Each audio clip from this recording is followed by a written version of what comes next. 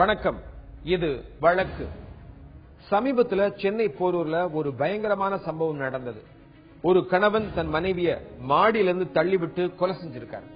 இதுல இன்னொரு கொடுமை என்னன்னா, மனைவியை கொன்றவர் அவர் குழந்தைகளையும் கொடூரமா கொல்ல நினைச்சதுதான். அப்படி அந்த குடும்பத்தில் என்ன நடந்தது? சென்னை போரூர் அடுத்த கொளப்பாக்கம் எம்ஜிஆர் நகர் ஒப்பர் தெருவைச் சேர்ந்தவர் 35 வயது வீரமணி. கட்டிட வேலை செய்து வருபவர். வீரமணியின் மனைவி சித்ரா. இவர்களுக்கு 2 மகள்களும் ஒரு மகனும் உள்ளனர். முதல் குழந்தைக்கு 11 வயசு, 2வது பையனுக்கு ராஜேஷ் என்ற பையனுக்கு 9 வயசு, 3வது பெண்ணு பட்டு என்ற பெண்ணுக்கு 6 வயசு. 3 குழந்தைகள் வச்சு அவ கொத்தனார் வேலை செய்யற வீரமணி. இந்த பொண்ணு வீட்டு வேலைகளுக்கு போவோம். வீட்டு வேலை செய்யற பொண்ணு இந்த பொண்ணு. வீரமணிக்கும் சித்ராவுக்கும் அடிக்கடி சண்டை நடந்து வருவது உண்டு. ஆனால் அன்று அந்த செய்தி அனைவரையும் அதிர்ச்சிக்கு உள்ளாக்கியது. சித்ராவின் மரண செய்திதான் அது. ஒரு மருத்துவமனை மாடியிலிருந்து விழுந்து இறந்து போயிருந்தார் சித்ரா. சித்ராவின் இறப்பிற்கு காரணம் அவர் கணவர் வீரமணி. அந்த மருத்துவமனை மாடியிலிருந்து தன் மனைவி சித்ராவை தள்ளிவிட்டு கொலை செய்திருந்தார் வீரமணி. வீரமணிக்கும் சித்ராவுக்கும் 12 வருடங்களுக்கு முன்பு திருமணம் நடந்தது. தன் வீட்டை எதிர்த்துதான் வீரமணியை கைப்பிடித்தார் சித்ரா. திருமணம் நடந்து சில நாட்கள் வரை அமைதியாக போய்க் கொண்டிருந்த சித்ராவின் குடும்ப வாழ்க்கை அவர் கர்ப்பமானதிலிருந்து புயல் வீச துவங்கியது. 12 வருஷமா 3 வாட்டி அடிச்சு ஒரு வாட்டி 4 வாட்டி 4 மாசத்துக்கு சொல்ல அபாசன் ஆயிடுச்சு. இன்னொரு வாட்டி அடிச்சு அதே மாதிரி 5 மாசத்துல அபாசன் ஆயிடுச்சு. இன்னொரு வாட்டி அடிச்சு ஒரு 3 மாசத்துல அபாசன் ஆயிடுச்சு சார். அதுல ரத்தம் காழமா அடிச்சு ரத்தம் சோறு தான் சார் துண்ணுவா. இத்தனை சிரமங்களிலும் 3 குழந்தைகளுக்கு தாயானால் சித்ரா. ஆரம்பத்தில் நன்றாக இருந்த வீரமணி மெதுவாக குடிப்பழக்கத்திற்கு அடிமையானார். தினமும் நிறைய குடித்த வீரமணி அந்த போதையில் தன் மனைவி குழந்தைகளை அடித்து துன்புறுத்தவும் செய்திருந்தார். ஒரு வாட்டி 2-3 வாட்டி என் புள்ளி அவனை அடிச்சுன்னு ரோட்ல பிறண்டாங்க. அப்புறம் நானும் என்னையும் அடிச்சான், என் வீட்டுக்கார அடிச்சான், என் மச்சனை கொண்டாடி எல்லாரும் அடிச்சு பொண்ணுங்க. அதுல இருந்து அங்க என்ன பண்ணா, இது மாதிரியே பண்றானே அடிச்சுட்டு சொல்லிட்டு ஓடந்துருவான். என் வீட்டுக்கு வந்துட்டு 2 நாள் இருப்பான். 3 நாள் என்ன பண்ண முடிய பூச்சி பரபரப்பு அப்படியே திரும்ப போவான். யாரு தடுத்தாலும் யாரு கேட்டாலும் யாருமே பதிலே சொல்ல மாட்டான் சார். இதனால் அந்த வீட்டில் தினமும் வாக்குவாதமும் நிறைய சண்டைகளும் வழக்கமானது. இந்த வீரமணி அடிக்கடி குடிச்சிட்டு வரான்னு சொல்லிட்டு புருஷன் பொண்டாட்டிக்குள்ள அடிக்கடி தகராறு நடக்கும். அப்பப்போ என்ன கூப்பிடுவாங்க. நான் போய் கிட்ட இருந்து 2 பேருக்கும் புருஷன் பொண்டாட்டிக்குள்ள புத்திமதி சொல்லி ஒழுங்கா இருங்கன்னு சொல்லிட்டு வருவேன். போதையில் தன் மனைவியுடன் சண்டை போட்டு வந்த வீரமணி ஒரு கட்டத்தில் தன் மனைவிக்கு வெளிநபர் ஒருவருடன் தொடர்பிருப்பதாக குற்றம் சாட்டி சித்ராவை மேலும் துன்புறுத்த ஒரு நாள் இதை தாங்க முடியாத சித்ரா வீட்டை விட்டு வெளியேறுகிறார். ஒரு பிபிஎஸ் கடையில போய் வேலை செஞ்சா பாருங்க. அந்த பிபிஎஸ் கடையில ஒரு சின்ன பையன், என் பையனா நல்லா மியூசிக் கிசுக்கிறான். அந்த பையன் மியூசிக் இல்ல ஒண்ணு இல்ல. அவன் என்ன பண்ணா, சரி ஒரு 7-8 மாசமா அந்த இதுல வேலை செஞ்சாங்க. அது என்ன பண்ணா, ஒரு சின்ன பையன் என்ன பண்ணிக்கிறான், ஏக்கா சித்ராக்கா உன் போன் நம்பர் கொடுக்க, நான் கொஞ்சம் போன் பேசுறேன் என்ன அப்படின்னு சொல்லுவேன். ஏன்டா நீ என்ன போன் நம்பர் கேக்குறாடா, எப்படியா கேக்குற, இதெல்லாம் என் வீட்டு தெரிஞ்சா பிரச்சனை அவன வேணாண்டா அப்படின்னு அவன் சொல்லி இருக்கிறா. சொல்லி கூட இல்லக்கா பேசணும் இல்லக்கா, அங்க வேலை தானே செஞ்சாங்க, நான் தப்பான வார்த்தை, நான் சின்ன பையன், நான் என்ன தப்பானு பேசுறேன், நீ என்ன தப்பானு பேசுன அப்படின்னு சொல்லி இருந்தாங்க. அவன் என்ன பண்ணிக்கிறான், யாருக்கோ ஒரு மிஸ் கால் கொடுத்துட்டான் சார். மிஸ் கால் கொடுத்து இது என்ன பண்ணிக்க, இந்த போன் நம்ம வீட்டுக்கு வருது, மிஸ் கால் போன் வருது, இது யாரு எவரு. போன 17ஆம் தேதி ஒரு சண்டை ஆயிடுச்சு அவங்க 2 பேருக்குள்ள. அப்போ நான் காலையில போய் அவங்க வீட்டாண்டியே உக்காந்து ஏன் இந்த மாதிரி சண்டை போட்டுக்கிறீங்கன்னு சொல்லிட்டு புத்திமதி சொல்லிட்டு அதுக்கப்புறம் போங்கன்னு சொல்லிட்டு வந்துட்டேன். நான் வீட்டுக்கு வந்துட்டேன். அதுக்கப்புறம் இந்த பொண்ணு 7 மணிக்கு என் கூட அந்த புத்திமதி கேட்ட பொண்ணு நைட்டு 8:30 மணி வரல வீட்டுக்கு வரல. அப்போ அவங்க வீட்டுக்காரர் வீரமணி எனக்கு தகவல் கொடுக்குறான் மொபைல் மூலமா. சித்ராவை காணாமல் போலீசிடம் புகார் கொடுக்கிறார் வீரமணி. உடனே நான் என்ன பண்ண, அந்த பொண்ணுடைய போட்டோ எடுத்துன்னு வாப்பா, ஏன்னா நம்ம காலையில என்ன விசாரிச்சதுல கூட எதனா அந்த பொண்ணு போய் எதனா பண்ணி எதனா பம்பாயிடு போகுது, ஒரு போட்டோ எடுத்து மாங்காய் ஸ்டேஷன்ல கம்ப்ளைண்ட் பண்ணிடலான்னு சொல்லிட்டு ஒரு போட்டோ எடுத்துன்னு வந்தான், சின்னூண்டு போட்டோ. அதை நான் வந்து போஸ்ட் கார்டு சைஸ் அளவுக்கு போட்டோ எடுத்து மாங்காடு போலீஸ்ல கொடுத்தேன். அடுத்த நாள் பூந்தமல்லியில் உள்ள மகளிர் காவல் நிலையத்தில் தன் கணவன் தன்னை தினமும் அடித்து துன்புறுத்தி வருவதாகவும் தனக்கும் தன் குழந்தைகளுக்கும் ஒரு வழி ஏற்படுத்தி தர வேண்டும் என்றும் புகார் செய்கிறார் சித்ரா. மறுநாள் இந்த பொண்ணு 2 மணிக்கு பூந்தமல்லி மகளிர் போலீஸ் ஸ்டேஷன்ல போயிட்டு வீரமணி மேல கம்ப்ளைண்ட் பண்ணுது, கணவர் மேல. அப்போ அந்த மகளிர் ஸ்டேஷன்ல இருந்து எனக்கு போன் பண்றாங்க, எங்க உங்க பேர் ரத்னவேலா, நீங்க யாருங்க? நான் முன்னாள் கவுன்சிலருமா, என்னமா விஷயம் கேட்டேன். இந்த மாதிரி வந்து சித்ரான்ற பொண்ணு வந்து அவங்க வீட்டுக்கார வீரமணி மேல கம்ப்ளைண்ட் பண்ணுங்க, நீங்க எப்படி வரீங்களான்னு. அப்பதான் அவங்களுக்கு நான் என்ன பதில் கொடுத்தேன்னா, இந்த மாதிரி அவங்க அந்த பொண்ணு காணவில்லைன்னு சொல்லிட்டு நேற்று ஃபுல்லா காணவில்லைன்னு சொல்லிட்டு மாங்காடு போலீஸ் ஸ்டேஷன் நான் அந்த பொண்ணுடைய போட்டோ வச்சு கம்ப்ளைண்ட் பண்ணிருக்கேன்.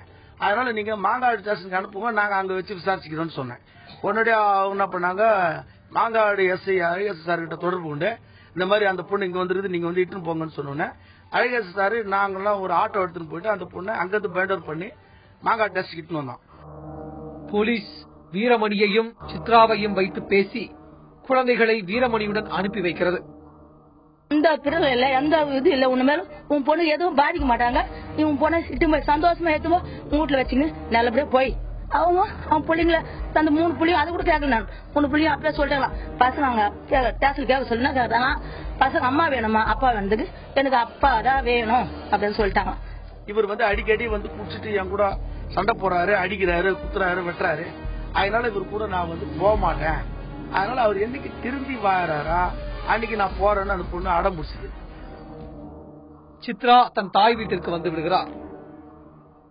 தண்ணி வச்சு அவளுக்கு தலி கசக்கி உழப்பு வெட்டி வாசல்ல உட்கார வச்சு, இந்த வாசல்ல உள்ள கூட போல இங்கே உட்கார வச்சு அவளுக்கு சாப்பாடு போட்டு வச்சேன். சுடு பத்திக்கு சாப்பாடு போட்டு வச்சு 15 நாள் ஆச்சு சோறு தரும். 15 நாள் ஆச்சு, ஒரு நாள் 15 நாள் ஆச்சு சோறு தரும். சரின்னு சொல்லிட்டு போட்டதுக்கு அது கூட நான் சாப்பிடல.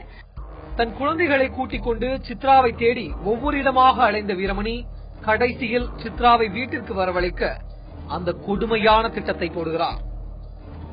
10:45 என்ன பண்ணிக்கிறான், இந்த 3 பிள்ளைங்களை அடிச்சு வர முடி பிடிச்சி தாந்துக்கிறான். வந்து என் வீட்டுல கூட வரல, என் சுத்தி என் பொண்ணு தங்கச்சி வீட்டுல வந்து படுத்துன்னு இருக்கான். அங்க வந்து இந்த பெரிய பொண்ணு, அம்மா கது தரம்மா, என்ன கொன்றாமா, அப்பா கொன்றாருமா, கது தரமா அப்படின்னு சொல்லுவேன். கையில கத்தி வச்சிருந்துக்கிறான். சரி தரண்டா, நம்ம 4 பேர் உள்ள பத்துக்கிறாங்களே, சார் அது என்ன பண்ணிட்டேன்னு சொல்லிட்டு அவங்க என் தங்கச்சி என்ன பெரிய பயந்துக்குன்னு திறக்கல சார். சரின்னு சொல்லிட்டு அவன் அப்படியே அடிச்சு இன்னொரு அடிச்சுட்டு போய்க்கிறான். பரவாயில்ல இட்டும் போய் அங்க இட்டும் போய் அடிச்சுட்டு எட்டும் போய்தான் கத்தினா போய்க்கிறாள. அடிச்சு எட்டும் போய் வீட்டுல போய் ஒண்ணுமே உங்க தாய் போக மாட்டீங்களா சொல்லிட்டு அந்த பொண்ணை சேம குத்தி மூஞ்சில பாய்ந்தீங்களே சின்ன சின்ன குழந்தைங்க என்ன தெரியும் அதுங்க அப்படியே பேசாத படுத்துருக்குதுங்க.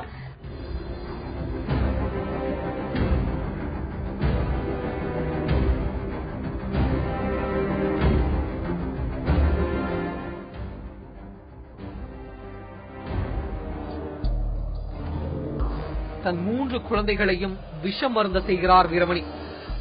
எங்க அப்பா மறுநாள் காலைல என்ன எலி மருந்து குடிக்க சொன்னாரு. 3 பேரையும் சாப்பிட சொன்னாங்க. அங்க சாப்பிடல, அதுக்குள்ள எங்க ஆயா வந்துட்டாங்க. மூத்த பெண்ணான 10 வயது ராஜேஸ்வரியை பாத்ரூம் சுத்தம் செய்யும் பினாயிலை குடிக்க வைக்கிறார் வீரமணி. அப்ப ஃபர்ஸ்ட் 100 ரூபா கொடுத்தாரு. அந்த 100 ரூபா வாங்கிட்டு திருப்பி அடிச்சு எங்க கண்ணு அடிச்சு எங்களை போய் சில்லறை இல்லையா, அப்போ 12 ரூபா சொன்னாங்க. அப்புறம் 12 ரூபா கொடுத்தாரு. இப்போ வாங்கிட்டு கையில விடி சொன்னாரு. கையில வச்சுட்டு ஓடிலான்னு பார்த்தாங்க. அப்ப எங்க அப்பா வந்து பாத்தீங்கன்னே கொஞ்சிங்கன்னே பாக்குறாரு. அதனால நான் குடிச்சிட்டேன். பினாயிலை குடித்த ராஜேஸ்வரி மயக்கமடைய அவரை அருகில் உள்ள ஒரு மருத்துவமனைக்கு எடுத்துச் செல்கின்றனர். ஹாஸ்பிட்டல் போனேன்னா அப்பா ஹாஸ்பிட்டல் ட்ரீட்மெண்ட் பண்ணேன். அப்ப அங்க போய் நின்னா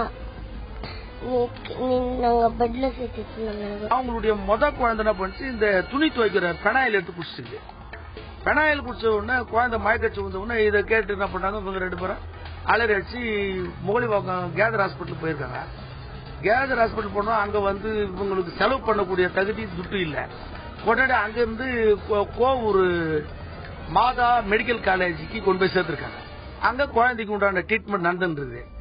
செய்தி கேட்டு தன் மகளை பார்க்க மருத்துவமனைக்கு விரைகிறார் சித்ரா. மருத்துவமனையில் மகள் ராஜேஸ்வரி சிகிச்சை பெற்று வர அங்கும் வீரமணியும் சித்ராவும் சண்டையிட்டுக் கொள்கின்றனர். அப்போ அன்னைக்கு நைட்டு வெள்ளிக்கிழமை நைட்டு 11 மணிக்கு இவங்க புருஷன் பொண்டாட்டி 2 பேரும் குழந்தையினுடைய குழந்தைய பாத்துக்கிறதுக்காக இருந்திருக்காங்க. அப்போ அந்த நைட் 11 மணிக்கு உங்க புருஷன் பொண்டாட்டிக்குள்ள ஏதோ தகராறு நடந்துருதா அங்க இருக்கிறவங்க சொன்னாங்க. கொன்னுடுவேன், இப்படியெல்லாம் கொன்னுடுவேன், 2 நாளா 2 பேரும் வாதான் சார். அந்த சண்டை தீவிரமடைய ஆத்திரத்தில் அந்த அதிர்ச்சி செயலை செய்கிறார் வீரமணி. சித்ராவை தர தரவென இழுத்து வந்தவர் மருத்துவமனையின் 2வது மாடியிலிருந்து தள்ளி விடுகிறார். அப்புறம் நைட்டுக்கு ஒரு 12 மணி 11 மணி அப்ப வந்து எங்க அப்பா நாங்கள சாப்பிட்டு தூங்கி இருந்தாங்க. அப்ப எங்க அப்பா வந்து எங்க அம்மாவை மாடியில 3வது மாடி கீழே தள்ளி விட்டாரு. அந்த உயரத்திலிருந்து விழுந்த சித்ராவை அவசர சிகிச்சைக்காக அரசு மருத்துவமனைக்கு எடுத்து செல்கின்றனர் உறவினர்கள். எனக்கு ஒரு போன் வந்தது அங்கிருந்து 1 மணிக்கு. அதாவது டாக்டர்ஸ் போன் பண்ணாங்க. இந்த மாதிரி வந்து இந்த பொண்ணு ராஜின்றவங்க கூட அவங்க தாயார் சித்ரான்றவங்க இருந்தாங்க. அவங்களுக்கு வந்து தலையில அடிபட்டு அவங்கள ஜிஹெச்சுக்கு அனுப்பிட்டோம். அப்போ இந்த குழந்தைய பாத்துக்கிறதுக்கு யாரும் இல்ல, அதனால நீங்க கொஞ்சம் வாங்கண்ணா. அப்புறம் நான் அந்த ஹாஸ்பிட்டல் போய் சேரும் போது நைட் 1 மணி 1:15 மணி. அப்ப அங்க போனா யாரும் சத்தம் இல்ல. என்னன்னு கேட்டா சித்ரா வந்து ஜிஹெச்சுக்கு அனுப்பிட்டேன். அவங்க வீட்டுக்காரர் கூட இருந்தாரு. அவர் வந்து குன்றத்தூர் போலீஸ் இட்டு போயிட்டாங்க. அப்புறம் சரி என்னமா நடந்ததுன்னா அந்த பொண்ணு இந்த மாதிரி கீழே ஒரு 50 அடி உயரத்துல இருந்து கீழே விழுந்து போச்சு. பாருங்க ரத்தம் பாய்ச்சிருது. அப்புறம் நான் அங்கிருந்து எட்டி பார்த்தா கீழே ரத்தம் பாய்ச்சிருக்கு. எனக்கு அப்படியே வைரல்லா எரிஞ்சிச்சா. குழந்தைய தலைய மூஞ்சி இவ்வளவு பேச ஆயிடுச்சு சார். இவனு மூஞ்சி இவ்வளவு பேச ரத்தம் அப்படியே கொதிக்கு சார். அந்த பெட்ல போட்டு வச்சுக்கிறாங்க. இதுல இருந்து இது வரைக்கும் அந்த கப்பல் போகுது பாரு எப்படி ரத்தத்துல, அது மாதிரிதான் சார் உங்களடி கிடக்குறேன். படுகாயமடைந்து ரத்த வெள்ளத்தில் மிதந்து கொண்டிருந்த சித்ரா சில மணி நேரங்களில் இறந்து போகிறார். சித்ராவை தள்ளிவிட்டு கொலை செய்த வீரமணியை கைது செய்து விசாரணை செய்து வருகிறது போலீஸ். தாய் இறந்துவிட, தந்தை சிறைக்கு சென்றுவிட, இந்த சோகம் கூட அறியாத வயதில் இந்த 3 குழந்தைகளும் வரும் காலத்தை எப்படி எதிர்கொள்ளப் போகின்றன? சாதாரண குடும்ப சண்டை இப்படி சோகமான முடிவை தந்திருக்கு அந்த குடும்பத்துக்கு. இன்னைக்கு தாயும் இந்த உலகத்துல இல்ல, அந்த தந்தையும் ஜெயில்ல. அனாதைகளா அந்த 3 குழந்தைகள் தவிக்கிறாங்க.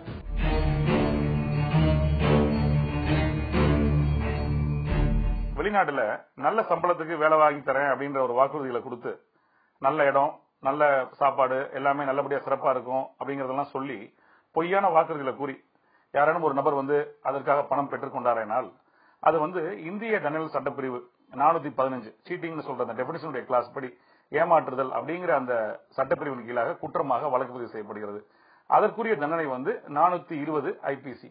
இந்த சட்டக்கூறுகள் என்ன சொல்றது அப்படின்னா, ஒரு நபர் உள்நோக்கத்தோடு ஒரு நபரை ஏமாற்றும் வஞ்சிக்க வேணுங்கிற எண்ணத்தோடு அவருடைய பணத்தை வந்து ஒரு பொய்யான வாக்குறுதி சொல்லி கெட்ட எண்ணத்தோடு அவர் வேலை வாங்கி தருவதாக சொல்லியோ இல்ல எந்த மாதிரியான விஷயங்களோ ஏமாற்றும் நோக்கத்தோடு சொல்லி அவர் பணம் வாங்கிட்டு அப்படி கொடுக்கப்பட்ட வாக்குறுதியை வந்து அவர் காப்பாற்றாம விட்டார், அதாவது அதற்கான உள்நோக்கம் ஏமாற்ற வேண்டுங்கிற நோக்கமும் இருந்திருக்க வேண்டும். அவர் கொடுக்கக்கூடிய வாக்குறுதியானது தவறானது, பொய்யானது அப்படிங்கறதெல்லாம் தெரிஞ்சிருந்து ஒரு நபர் செய்வாரேயானால் அது சட்டத்தின்படி குற்றமாக கருதப்படுகிறது. இந்த 420 ஐபிசியின் படி அதற்கான தண்டனை காலம் வந்து 7 ஆண்டுகள் வரை சிறை தண்டனையும் அபராதமும் விதிக்கப்படுகிறது.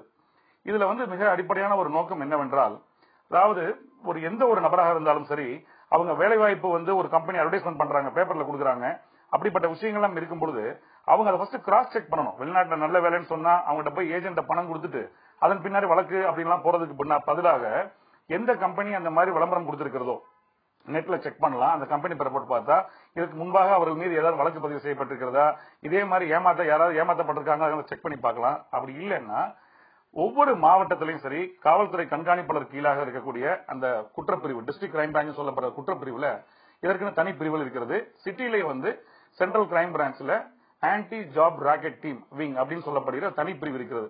இந்த விங் வந்து ஏதேனும் புகார்கள் இந்த மாதிரி கூறப்பட்டால் வெளிநாட்டிலோ இல்லைன்னா உள்நாட்டில இருந்து கொண்டு இங்க வேலை வாங்கி தர்றேன் அப்படின்னு சொல்லி ஏமாத்தி அதற்கு எந்த விதமான ஆவணங்களும் அவசியம் இல்லை, ஏமாற்றப்பட்டிருக்கிறாங்க அது உண்மைதானா அப்படிங்கிற விஷயங்கள் எல்லாம் அதெல்லாம் ஊர்ஜிதப்படுத்தப்பட்டு அதன் பேர்ல வந்து வழக்கு பதிவு செய்யப்பட்டு சட்டப்படியாக நடவடிக்கை எடுக்கப்படுகிறது. ஆனாலும் இந்த ஜாப் ராக்கெட் சொல்லப்படுற இந்த விஷயத்துக்கு வந்து இன்னைக்கு வந்து இருக்கக்கூடிய விஷயங்கள்ல ஒரு தனித்தனி பிரிவுகள் வந்து பல விஷயங்கள் உருவாக்கப்பட்டிருக்கிறது காவல்துறையில. எதற்காக அப்படின்னா ஒரு எஃபெக்டிவா வந்து ஒரு விஷயத்தை தீவிரமாக வந்து விசாரித்து அதுல வந்து யாரு பாதிக்கப்பட்டிருக்காங்களோ அவங்களுக்கு நியாயம் கிடைக்கணுங்கிறதுக்காக தனிப்பட்ட பிரிவு தான் இந்த ஆன்டி ஜாப் ராக்கெட்டிங் விங் சொல்லப்பட்ட தனிப்பிரிவு. ஆனால் இதற்கு தனியான சட்ட விதிகளோ சட்ட பிரிவுகளோ கிடையாது. இந்தியன் பீனல் கோட், இந்திய தண்டனை சட்டப்பிரிவின் கீழாகவே 415 மற்றும் 420 சட்டப்பிரிவின் கீழாக இது வழக்கு பதிவு செய்யப்படுகிறது. ஆனாலும் நிறைய கம்பெனிஸ் நியாயமான முறையில நல்லபடியாக இதை முறைப்படி எல்லா இடங்களையும் பதிவு செய்யப்பட்டு அவங்க இந்த மாதிரி வெளிநாட்டுக்கு ஆள் அனுப்புறாங்க. ஆனா அந்த மாதிரியான விஷயங்கள்லாம் இல்லாம திடீர்னு கிளம்பி வரக்கூடிய ஆட்கள், அவங்களுக்கான அலுவலகம் எதுவும் இல்லாத பொழுது ஏஜென்ட், அப்படிப்பட்ட ஆட்கள்கிட்ட ஏமாறக்கூடியதுதான் ஜாஸ்தியா இருக்கு. இதெல்லாம் பண்றதுக்கு முன்னாடி, பணம் கொடுப்பதற்கு முன்பாக கிராஸ் செக் பண்றதுக்காக அதுக்குன்னு இருக்கக்கூடிய அலுவலகங்கள்லயும் சரி, உதாரணத்துக்கு ஒரு நாட்டுல சொல்றாங்க அந்த நாட்டுல வேலை வாய்ப்பு கிடைக்கிறது, நல்ல வேலை இருக்கு அப்படின்னு சொல்றாங்கன்னா, அந்த நாட்டு டெபுட்டி கான்சுலேட் நம்ம நாட்டில் இருக்கக்கூடிய பட்சத்துல நம்ம இங்க போய் விசாரிக்கலாம். இந்த மாதிரி ஒரு நிறுவனம் இருக்கிறதா, இங்க உண்மையிலேயே இந்த மாதிரி எம்ப்ளாய்மெண்ட் இருக்காங்கிற விஷயங்கள்லாம் விசாரிக்கலாம். அதே போல சிலர் அவங்களாக சில கற்பனைகள் செய்து கொண்டு நான் வெளிநாட்டுக்கு போனா அதிகமா சம்பாதிக்கலாம், நிறைய வசதி வாய்ப்புகள் இருக்குன்னு நினைச்சிட்டு அவங்க அங்கே போய் ஜாயின் பண்ணதுக்கு அப்புறமா அங்கே குறைபாடா இருக்கும் பொழுது ஏதேனும் காரணம் சொல்லி இங்க வந்ததுக்கு அப்புறம் பொய்யான வழக்குகள் தொடுப்பதும் வாடிக்கையா இருக்கிறது. அப்படிப்பட்ட நேரங்கள்ல தான் காவல்துறைக்கு மிக சிக்கலாக இருந்துவிடும். உண்மையான குற்றம் புரிவர்கள் ஏமாற்றும் நோக்கத்தோடு இருக்கும் பொழுது அவங்க மீது சட்டப்படி நடவடிக்கை உடனடியாக பதிவு செய்யப்படுகிறது. ஆனால் ஒரு நபர் வெளிநாட்டுக்கு போயிட்டு அவர் ஒரு தவறான ஒரு காரணம் சொல்றாரு, 2 மாசத்துலயோ 3 மாசம் திரும்பி வந்துட்டு அதற்கான குற்றம் அப்படிங்கறத சொன்னாலும் போலீசார் விசாரிச்சு சட்டப்படியா என்ன நடவடிக்கை எடுக்கணுமோ நடவடிக்கை எடுக்கிறாங்க. பணம் கொடுத்துட்டு ஏமாந்த பின்னாடி போய் காவல்துறையில புகார் கொடுக்கறத விட அதற்கு முன்பாகவே ministry of labour, protector of emigrants மற்றும் தமிழ்நாடு ஓவர்சீஸ் எம்ப்ளாய்மெண்ட் கார்பரேஷன், அது தவிர ஒவ்வொரு மாவட்டத்தில் இருக்கக்கூடிய அந்த டிஸ்ட்ரிக்ட் கிரைம் பிரான்ச், சென்னையில மற்றும் கமிஷனரேட் இருக்கக்கூடிய சென்ட்ரல் கிரைம் பிரான்ச் இருக்கக்கூடிய ஜாப் ராக்கெட் விங்ல போய் இது சம்பந்தமாக விசாரித்து இந்த மாதிரி ஒரு விளம்பரம் கொடுக்கப்பட்டிருக்கிறது, ஒரு நபர் வேலை வாங்கி தரேன்னு சொல்றாரு, இது மேல குற்றப்பின்னணி இருக்கா, இது உண்மைதானாங்கிறத விசாரிச்சு பண்ணிட்டா இந்த மாதிரியான விஷயங்கள்ல பணம் கொடுத்து ஏமாறுவது தடுக்கப்படும். மீண்டும் வேறொரு வழக்கோடு உங்களை சந்திக்கிறேன். நன்றி, வணக்கம்.